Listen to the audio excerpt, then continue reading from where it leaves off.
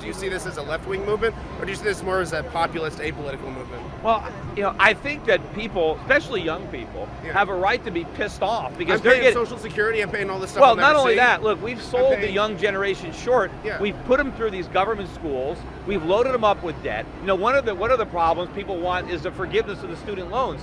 Why are there all these student loans?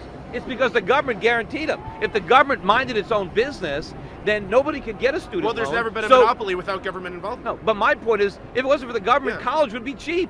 The tuitions would be low. It's only because the government subsidizes it and guarantees the loans. But who gets the shaft here? It's the kids. The colleges get all the money, and they stick the kids with the bill. They graduate with these worthless degrees with $100,000 or more in debt, and they can't get a job. And if they get a job, they're paying massive taxes. They're paying Social Security taxes to support a generation that voted in this Ponzi scheme before any of these people were born. They're paying income taxes. If there's anything left, they got to pay back their student loans, and they can't even discharge them in bankruptcy, and if they die, their parents are stuck with them.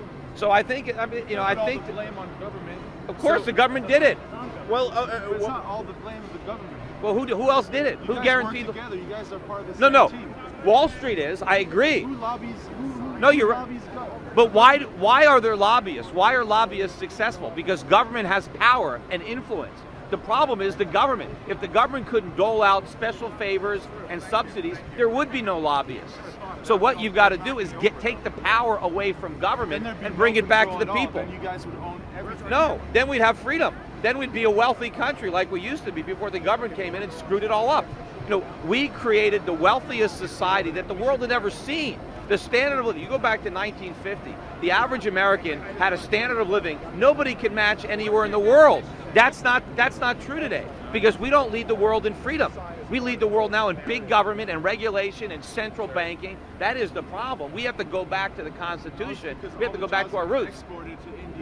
Of course, but why? Well, because but the government made it so expensive to hire Americans. That's the problem. All the taxes, all the laws, minimum wage, occupational licensing, payroll taxes, unemployment taxes, all the potential litigation. The government has made it so expensive and so risky to hire. Look, I hire people, right?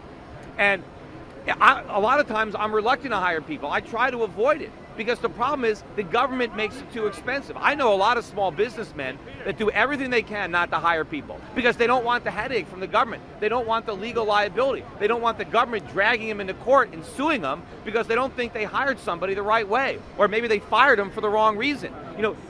The government is looking over the shoulder of every businessman, and it is hard enough to start a business without the government complicating it with taxes and regulations. When people start a small business, they put it all on the line. It's their money. They have to pay everybody first. They pay their employees, they pay their rent. They only make money if there's something left over. And the government makes it very hard, so people don't start businesses, and if they do, they try not to hire people because they can't take the cost. And if businesses are moving their jobs, I recently set up a bank in the Caribbean. I'm moving some of my employees to Singapore. I would rather keep all my employees here, but I don't have a choice. The government is making me uncompetitive. The rules and regulations are so expensive that the only way I can stay in business is to move part of my business to other countries.